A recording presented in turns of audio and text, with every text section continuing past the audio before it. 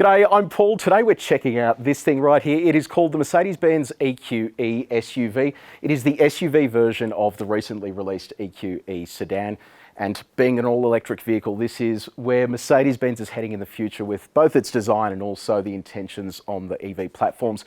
We're going to be checking out this one here, plus in addition to this, the AMG version of this car, which I think will excite a lot of people because they've been after something quick in the electric space from Mercedes-Benz. Now, if you do want to skip ahead to other parts of this video, you can use the time codes on the screen, or if you're on YouTube, you can scroll down and use the chapters below. And if you haven't done so already, subscribe to our channel and press the bell icon as well. That way you'll find out every single time we get a sneak preview of something like this. Now, let's talk about the design. So this looks kind of familiar. It's a similar design to the EQS, but it is smaller than the EQS. And if you have a think about the dimensions, which I'll run through in a second, it is similar to something like a GLE in terms of its size. So that is how they're positioning these things. Now, down the front here, I love this. This is an option that's available on these vehicles, and that is the Mercedes-Benz star wrapped around this grille section. If you have a think about stuff like the BMW iX, this is the design they're moving to. It is blocking out this front grille because the cooling elements are all down the bottom, so it doesn't really need to be open. But then if you think about something like a Tesla, it's a little bit strange looking when it doesn't have a grille on the front, so that's why they've chosen to go down this path. You have a big Mercedes-Benz logo here. This is going to be available with an LED backing on it. Unfortunately, we can't get that sort of stuff in Australia. I hope that we do one day, but I think it really just gives the car a little bit more flavour. In this instance here, there's actually a radar as well with some demisters behind it to make sure you don't get any ice or anything building up on that. Above that, you've got this LED strip that runs along the top there. And then on an aero standpoint, the EQS sedan actually holds the record for being the vehicle on the market with the least coefficient of drag. And that means it's able to cut through the air without any sort of real air resistance in comparison to other vehicles on the market. This has a higher coefficient of drag, but they've followed the same philosophy by trying to extract as much as they humanly can out of this when it comes to air resistance.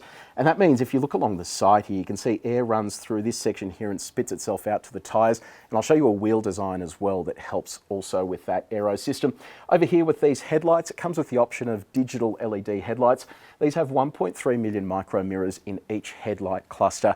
They also allow the vehicle to project things onto the road ahead of it.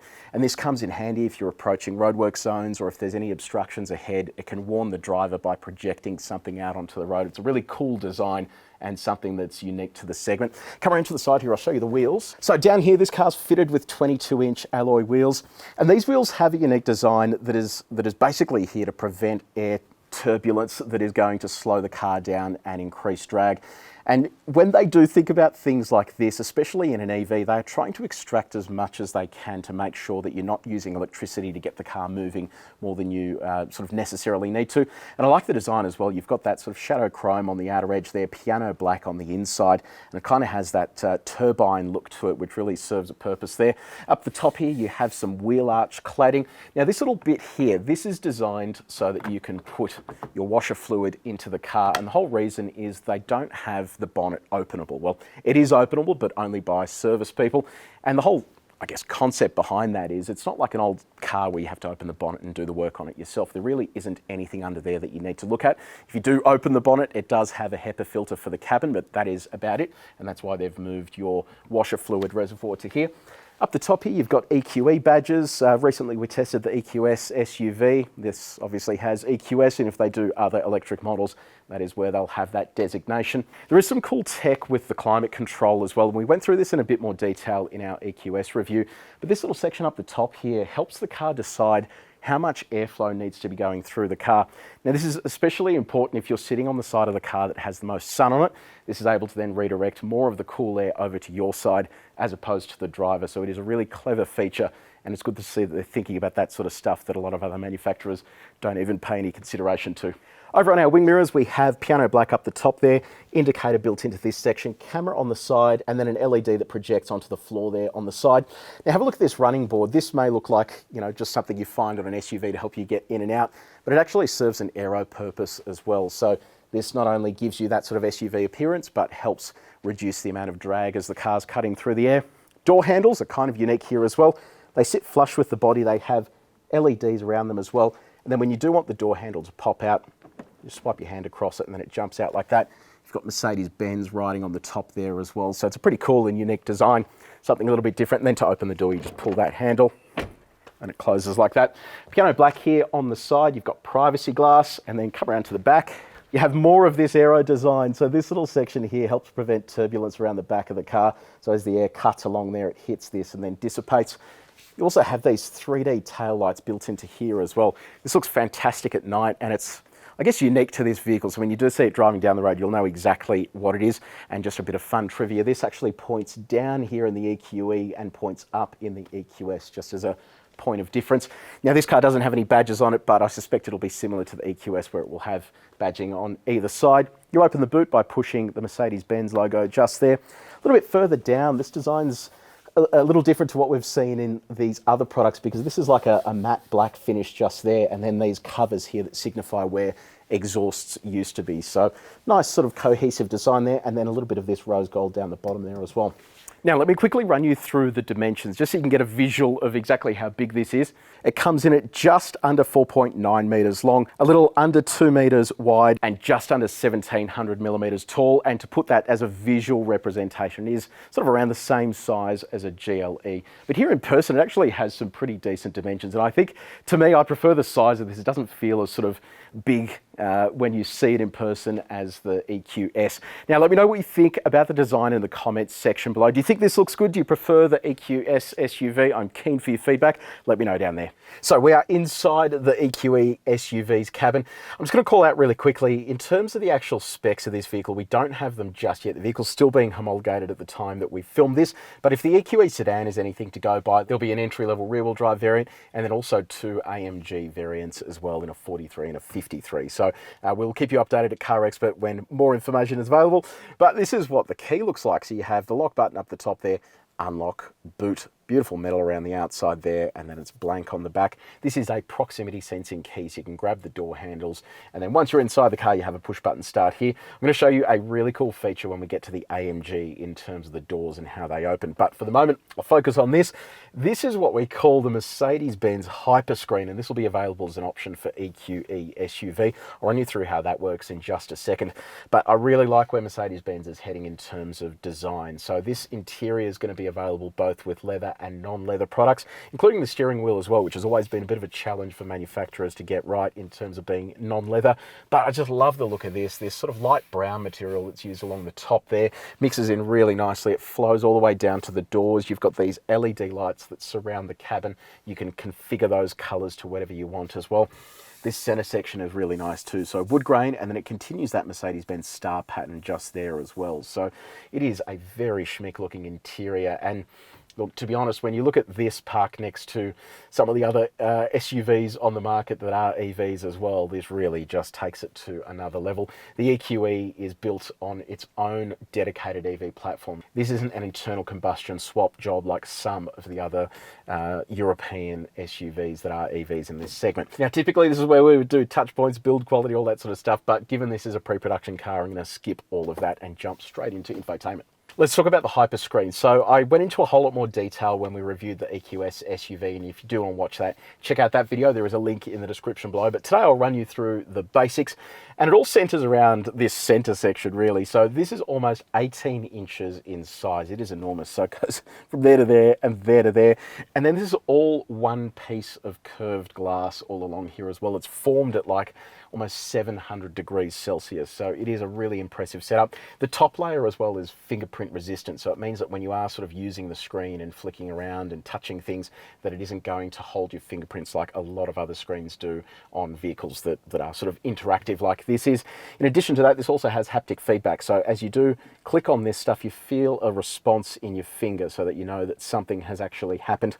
I like also down here that you have a HEPA filter menu. So the reason you can't open that bonnet, like I mentioned before, is because that's where the HEPA filter is, and the HEPA filter is enormous. I remember when I changed the filter on our Tesla, it was tiny. This takes up virtually that entire space under the bonnet there, and it actually shows you your external and internal air quality. So it was a really cool feature, and it's nice to see that that is available with the car as well. In terms of the other tech that you have here, both Apple CarPlay and Android Auto are wireless. And Apple CarPlay literally takes up that entire screen. It's a really cool setup, and it's just Shows you how far this technology has actually come in cars, which I think is pretty cool. You have audio streaming as well available to you, so it really is quite a comprehensive setup there. In addition to that, you have a screen ahead of the driver. It's a 12.3-inch display. This has no touchscreen functionality, but you do control it here on the steering wheel, and then you can also change the views there. You can customize it to look however you like and give it your own sort of look and feel as required.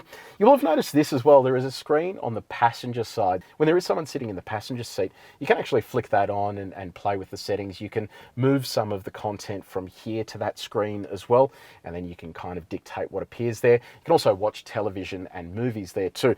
Now, I know what you're wondering. What happens if the driver then starts watching the movie that you're watching? Well, there are a set of cameras here just atop this cluster that keep an eye on what the driver's doing, and if it does find that they are distracted by this screen, it'll actually turn that screen off, and it can tell the difference between the driver looking at that screen and the wing mirror when they want to change lanes. So there is enough tech in there to know exactly what you're doing. So this is an awesome setup, and I think this is the best integration of this multi-screen setup I've seen in a car. So it really just suits the high-tech presence of the EQE SUV. Now, moving on to practicality, I just love both the storage in this car and also the connectivity. So I'll start off up the top here. You have two USB-C ports. In here as well, you have a wireless phone charger. This center section here where you store your drinks, you can retract those drink holders if you want to increase the space, or remove the drink holder entirely should you so desire. In addition to those USB ports down there, you have two USB-C ports down here, stacks of storage down there as well. Center console has another two USB-C ports and a massive center console as well. And in terms of the glove box, you've got a sort of modestly sized glove box down there, but they really have capitalized on basically using the EV architecture here that they are afforded by not having an internal combustion platform hangover. And that means you get all of this storage that you wouldn't otherwise get in a platform like this. So it is seriously impressive. Now, what about your comfort? So keep in mind, this car is pre-production, so some of this stuff will be standard, some won't, yada yada, but I'll run you through what I see here in front of me anyway. So dual zone automatic climate control with that enormous HEPA filter. We've got heated steering wheel, heated seats for the front row with cooling as well. The seats are really fantastic to sit in. So obviously we haven't driven anywhere, but they are supremely comfortable. They hug you in nicely. They've got perforations there for the cooling. And then in addition to that, you have seat memory on the door for the driver and front passenger. Seat adjustments come in the form of forwards, backwards. You can move the base forwards and backwards, backrest forwards and backwards, and then headrest up and down as well. It's all fully electric for both the driver and front passenger. Steering wheel also offers electric adjustment for both tilt and reach. And then on the reach test, when we drove the EQS SUV, all of this stuff was really easy to reach while you were driving. So second row of the EQE, what's it like? Look, knee room is excellent, toe room is really good, and headroom is excellent as well. You'll notice down here, flat floor. So EQC was like their first sort of SUV electric vehicle, and as you can see, the flat floor here means there is no driveline hump or anything like that from an internal combustion platform. While we're down here though, you do see two USB-C ports. In addition to that, this is where your third and fourth zone of climate control are, with air vents here. Map pockets as well. In terms of children, you have ISOFIX points on the two outboard seats and three top tether points as well. Center armrest here with two cup holders. They are there. And then finally, you can store things in the doors as well if you want. I'm really impressed with the amount of space back here that really have utilized as much as they can. And even though this is shorter than the EQE sedan, it doesn't actually feel that much smaller inside the car. If anything, it feels a bit more spacious. So yeah, pretty impressed here with the second row. Now let's talk cargo capacity. So you crack the boot by pushing that guy in. Now you have a little over 500 litres of cargo capacity here in its standard form. Then if you look under the cargo floor, you have a little bit of extra storage there too, which I think most people are going to find useful. It would be nice if there was a little bit more storage in here. If you think of something like a Tesla Model Y, for example, you get a lot of depth to the storage, whereas this is just that sort of low level just there. You can expand this space a little bit more though by dropping the second row. EQE isn't available with the third row. That's limited to the EQS SUV. But when you do drop the second row, that expands the space to a little under 1,700 litres. And have a look at this cool feature here. So you give this little button a flick, and then have a look what pops out here. Tow bar. It means that you're not going to be destroying anybody's shin in the car park by leaving it open like everyone in Australia does. Now, before we go and have a look at the AMG, let me run you through charging. So for the Australian market, we're going to get a Type 2 plug and a CCS Type 2 combo plug. You'll also get DC charging there as well. On the AC front, it'll charge it up to 11 kilowatts, but you will be able to option this with a 22 kilowatt three-phase charger. And then on the DC front, this will charge it up to 170 kilowatts peak. So those numbers are pretty good. And typically what we see with the Mercedes-Benz product is they'll hit the peak and sit there. It's some other brands advertise these miraculous peaks. They'll hit them and then very briefly hit them and then start going down from there. So this is going to hold that a little bit longer. Now, in terms of the battery size, the battery that's fitted to this is just over 90 kilowatt hours. So it is a pretty decent sized battery, and it's going to mean you actually get decent driving range. They're talking about driving range of between 500 and 600 kilometres. The car's still being certified at the moment in terms of power outputs. Once we know those things, we'll get a better idea of exactly how far you'll be able to drive on each charge. Welcome to the Red Room. It's kind of like a scene out of Total Recall. Now, this is the EQE SUV. You want to be driving if you need to put hair on your chest, and I could definitely do with some of that. This is the EQE 53 AMG. So this is a proper AMG fettled electric car. So it should mean that it actually drives pretty well, given they've put the AMG badge on it, literally. So you can see that badge there on the front. I think that looks really cool. Mechanically, this is actually different to the standard EQE SUV as well. So it doesn't come down to simply being a different set of software. Yes, it does have different software, but the motors are different. It also has active roll stabilization. The motors will spin up to 18,000 RPM, which is pretty high for an electric motor, and that also means that it can be optioned with a top speed of up to 240 kilometres an hour. So that means it can actually mumbo along if you are fortunate enough to live in a country that allows you to drive properly. Now, visually, what are the differences? So down the front here, you'll see a different grille, and I refer to it as a grille even though it's all closed off, but you see these vertical slats here. You have an AMG badge there as well. This enormous Mercedes-Benz logo there too. More of that rose gold finish along the top and bottom sections there, and then the black highlights here around the aero elements. They of course dart off to the side there as well to give you that aero advantage. Similar headlight treatment, so you have that LED strip that runs along the top there and the digital LED headlights with those 1.3 million micro mirrors built into them. Come and have a look at the wheels. I think these look sensational.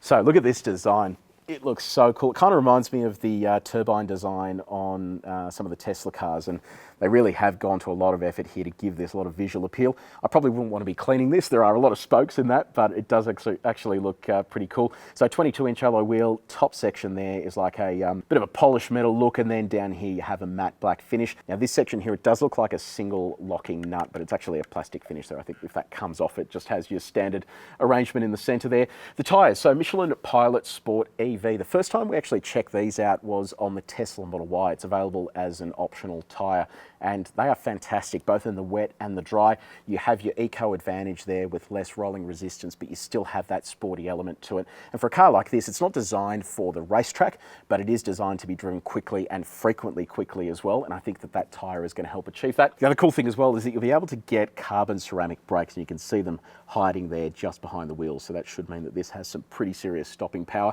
In addition to that, it'll regen over 200 kilowatts of power in its strongest setting.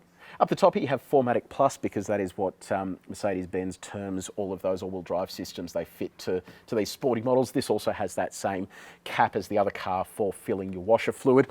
Now, come around to the back here. I want to run you through something else. So the EQE SUV standard can come with the ability to turn the rear axle at up to 10 degrees. So that not only reduces your turning circle, but gives you a bit more of a dynamic drive when you're out on the road. The AMG version, on the other hand, will only do 9 degrees, and that is because it has a wider tyre here that doesn't allow it to tuck in as much. So you still get the advantage of a tighter turning circle and that kind of thing, but you are limited a little bit there in terms of how far it can actually turn in. And then whip around to the back. So around the back here, it does look similar to the non-AMG version, but you get your AMG badge there. You get more of that rose gold element down there and piano black through here, which was a matte finish on the non-AMG model, and then EQE 53. Now, couple of things I want to point out. So you're asking, where is the 63? Well, Mercedes-Benz says, or Mercedes-AMG rather, says that a 63 comes with a promise that it's able to be driven at the track. So they are still working on developing battery tech that is going to be strong enough for durability at a racetrack. So you probably could take this to a track if you wanted to, but it is not designed for that. How about your power outputs? Well, the 53, which is the one that we're most likely going to be getting in Australia, 460 kilowatts of power, 950 newton meters of torque. When you do a race start, that bumps up to 505 kilowatts of power and 1,000 Newton meters of torque. It is just a crazy figure. And then it will do 0 to 100 in 3.5 seconds. So it is some mammoth performance credentials there, and I'm really excited to actually have a drive of this.